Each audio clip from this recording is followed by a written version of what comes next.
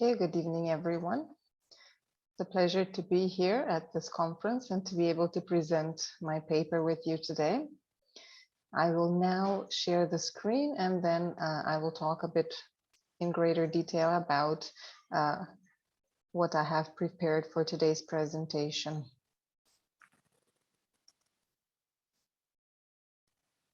The title of my presentation is A Semantic Analysis of Deixis and Deictic Expressions in English. And as you will see from the next slide, where there are some notes concerning my biography, I am Biljana Naumoska-Sarakinska. I have a PhD in English linguistics. I'm an associate professor at the Department of English Language and Literature at the Faculty of Philology. And this is found in Skopje, the Republic of Macedonia. There I teach a range of courses, both at the undergraduate and the graduate level. The undergraduate level, I teach modern English, business English communication and correspondence, semantics, as well as an ESP course, specifically business English. And then at the graduate level, I have an elective course topics in semantics. Areas of interest or of research, if you will, they're basically in the field of English grammar and linguistics, so in the areas of semantics, word formation, morphology, lexicology, also connected to assessment, formative, alternative, and some other stuff connected to assessment, as well as ESP, specifically business English. As I said, and as you can see from the first slide, my presentation topic is a semantic analysis of Deixis and Deictic expressions in English. In terms of the abstract, I sent it in, and in case you'd like to read it, it is connected to what the presentation will provide, and that will be an overview of the concept of Deixis in English, as well as its functions. So we will take a closer look at what this concept represents, how it can be distinguished from non-deictic expressions, and we'll take a look at the different types of deixis that exist. So we'll look at the three basic categories of deixis, their main representatives, and these are obviously crucial for their overall understanding.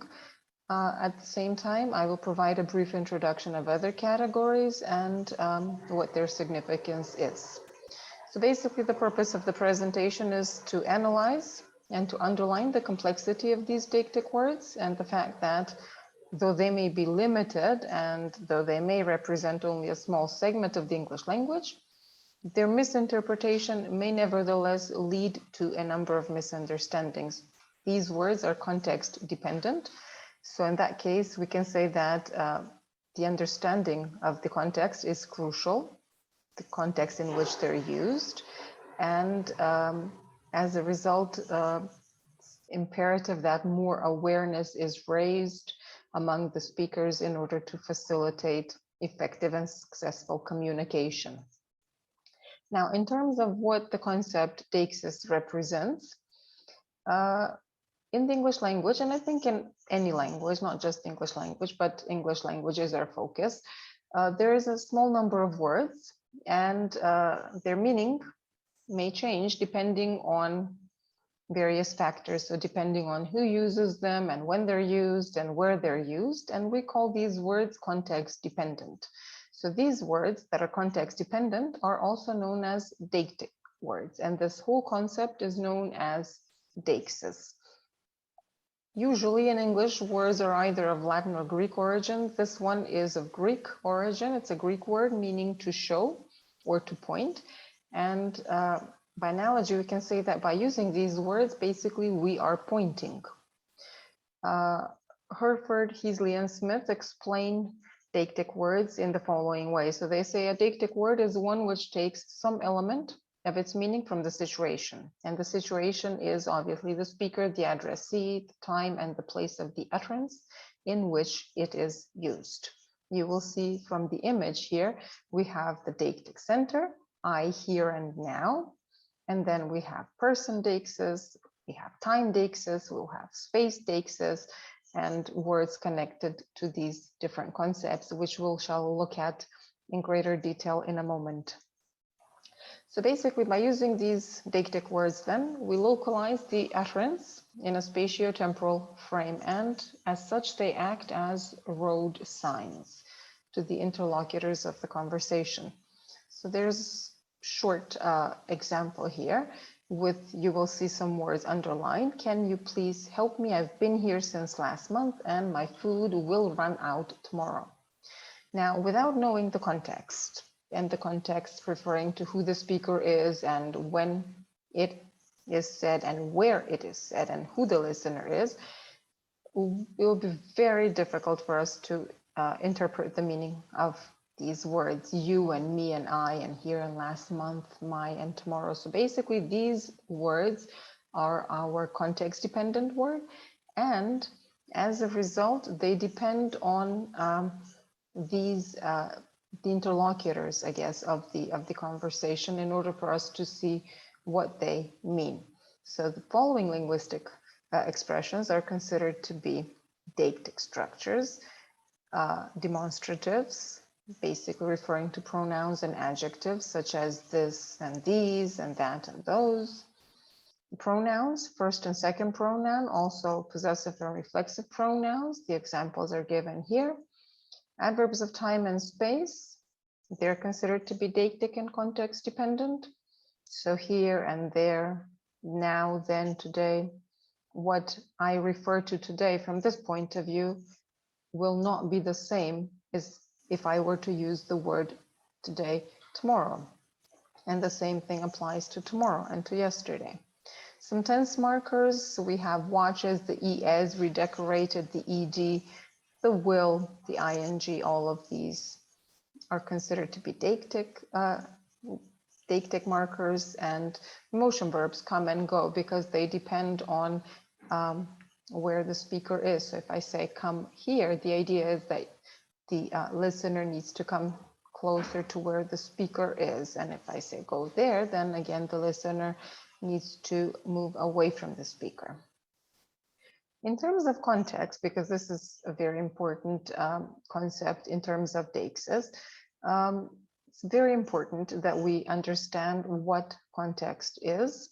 And basically, again, going back to Herford, Heasley, and Smith, they explain it as the context of an utterance being a small subpart of the universe of discourse shared by the speaker and hearer, and includes facts about the topic of the conversation in which the utterance occurs, and also facts about the situation in which conversation itself takes place. So we see here the universe of discourse basically being the widest. Within that, we have the context of the utterance, and then within that, we have the immediate situation of utterance. As such, we can say that as a concept, Deixis reflects basically an egocentric view of the world. Again, going with the I and the here and the now. So everything revolves around the speaker, and as such, it is related to this notion of I, here, now. In terms of the categories of Deixis, we can classify three main basic categories: person Deixis, spatial Deixis, and temporal Dexas. Now, going to person Deixis, it is concerned with the identification of the interlocutors or participant roles in a speech event. So basically, it is expressed by the grammatical category of person, and the main representatives of this category are the pronouns. We have the personal pronouns, the possessive, and the reflexive. Then we also have in this category kinship terms, titles, and proper names. So all of these would be classified in this category of person Deixis. Each person that participates in a conversation shifts from I, the speaker, to you, the addressee, constantly. And this is explained in the context of that it is in accordance with one of the main principles that we use while having a conversation, and that is the principle of turn taking. So basically, the consequence of this is that the interpretation of person Deixis changes depending on who the speaker is. And there are some other examples where impersonal pronouns are used, can be considered to be in the third person instead of using a second person. So in this case, we can communicate distance or non-familiarity, maybe even a potential accusation, or we can make something less direct, less personal. So somebody didn't do the dishes, each person has to do their own dishes, and so on. In terms of spatial deixis, the second category, here we're talking about a category of deictic words used in order to indicate the location of people and things, and as such it is connected to the concept of distance. So in order to specify the location of a person or a thing, first we need to connect it to a certain center, and this center is known as the deictic center, and every deictic expression is anchored to it. So we have the deictic center, and then we have the central person, we have the central time, we have the central place, we have the discourse center, we have the social center, basically the speaker's social status and rank, and so on. And on the other side, or on the other image, you can see again the illustration of spatial deixis, subclassified as proximal and distal and the motion verbs, and then the proximal connected to this and these, the adverbs, the adverb of place also here. Then we have the distal, that and those, so this and these, proximal, in closer proximity, and then further away, that and those, and also the adverb of place there. Furthermore, we have the motion verbs come and go, which would be classified under spatial deixis. Connected to spatial deixis, we can also say that it is concerned with the direction of motion. So in this sense, we have the motion verbs that we mentioned previously, come and go. They denote movement. The idea is that the verb come indicates, as I said earlier, movement toward the deictic center, basically the speaker, whereas the verb go indicates movement away from the deictic center, and the deictic center where indicated by where the speaker is. Now, the location of the speaker can be fixed both physically and mentally. So we can say that, in other words, we can say that people can actually project themselves at locations before they actually arrive at those locations, as in like, I'll come later. And then as a consequence of progress of technology and endless possibilities that we have here, we can actually, record ourselves on a phone or answering machine saying, I'm not here. So definitely we're not there, but it sounds like we are. Now, this shift of the deictic center is also referred to as deictic projection. The last subgroup, the last main subgroup of the concept of deixis is that of temporal deixas. And this identifies entities and processes with respect to the temporal deictic center, which is the speaker's time of the utterance. So it all goes back to the speaker. Obviously, like the other things that we've mentioned so far, it is context dependent. So we cannot interpret temporal deixis if we don't know the time of the utterance. And as such, the main representatives of this category are the adverbs of time, such as now and then and today, tomorrow, yesterday, last week, last month, next week, next year, and the tenses as well. Now, we can also kind of, be interesting when we use deixis, and we can use it to have fun. So we can have, a shop owner putting up a big sign reading free snacks tomorrow.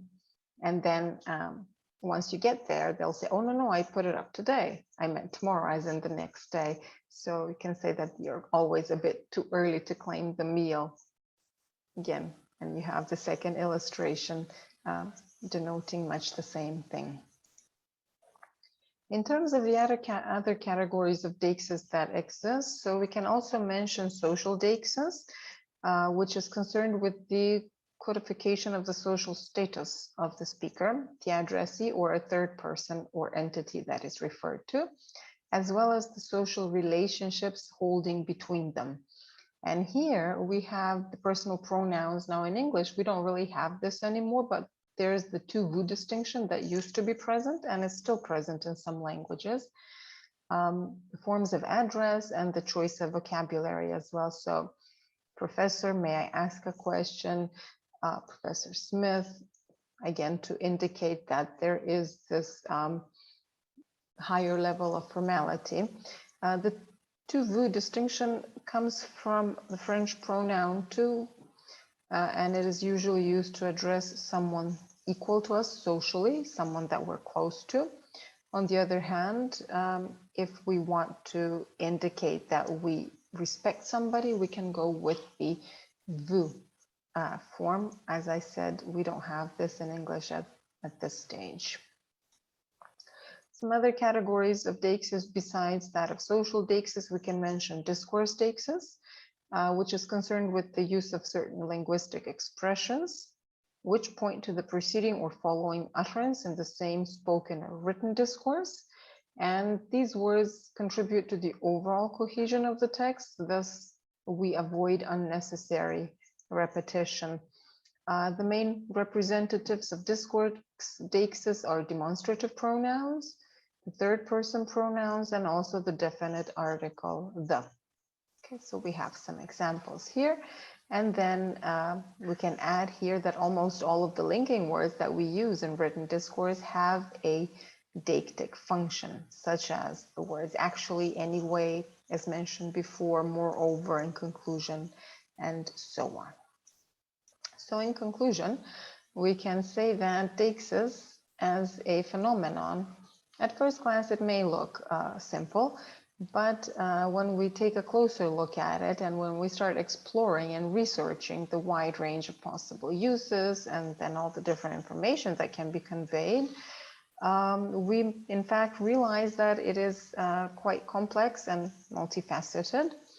The meaning of words and sentences can easily be misinterpreted if we don't know the overall context in which they're used, and that's why we said previously context is a very important concept where Deixis is concerned. And we can note that EFL and ESL learners, so learners of English as both a foreign and as a second language, should be very careful when using deictic words, since failing to be careful may result in some undesirable consequences, some misunderstandings and miscommunication. And then obviously, just the last bit, that context should never be neglected, should be taken into consideration while analyzing discourse.